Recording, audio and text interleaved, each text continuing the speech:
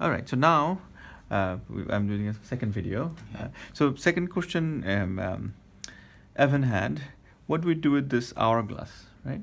This hourglass is supposed to look like this hourglass, right? Oh, okay. So this hourglass has two versions to it. Mm-hmm. One is for middle schoolers and higher, another is for elementary schoolers. Mm-hmm. So this is a classic elementary schooler, or this is a classic mathnasium session. But sometimes during school year, or non-school year during summer, this needs to be modified to reflect either 50% homework or 50% workout book. Okay. So this is the hardest thing any child does, because we find out from their assessment Mm-hmm.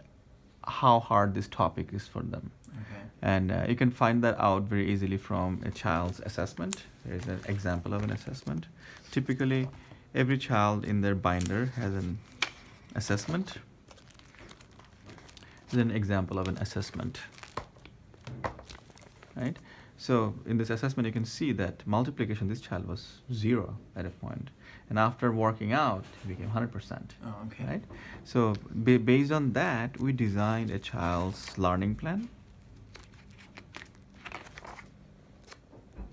This is a typical learning plan. So in a learning plan, typically it's printed what day it was assigned, Okay. and then we manually write them when they're finished. Okay. And each time one of them is finished, the mastery check, it goes back to a bin, right? In that top bin. Once the mastery Okay. check is completed, students know that, teachers know it, and then we weekly we update this learning plan, so the actual computer tracking also happens. Okay. First we finish it, manual update, and then we go back and put it in the computer. Okay. And these are all automated in the system. So a parent would typically see what's going on Okay. As a monthly report and bi-monthly report. So the other things you asked this hourglass, so right. So first 5 minutes we plan out the session. Mm-hmm. This could be this is a high schooler. Up to this time, it could be a mathnasium things, and then this could be HW homework from high school. But if they're not doing that for the whole hour, sometimes the high schoolers could be up to 1.5 hours. So you break it down in 45 minutes chunks. Okay. But during summer, there is no homework, so we Yeah. do workout books, 50% Okay. workout books, or whatever their focus is. Some would do ACT, some would do whatever that focus is, we focus on that. Okay. And ideally, we prefer 100% mathnasium way, but we can make a compromise, 50% mathnasium, 50% homework, 50% quiz prep, depending on the day. Yeah.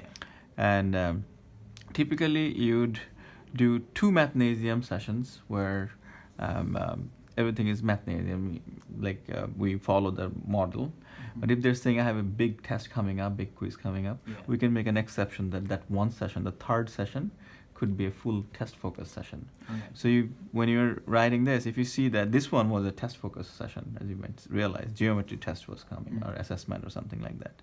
So then the other 2 sessions should be normal. So here I see, normal. You can see that the numbers are there. Yeah. Question numbers are there. So other things to note over here.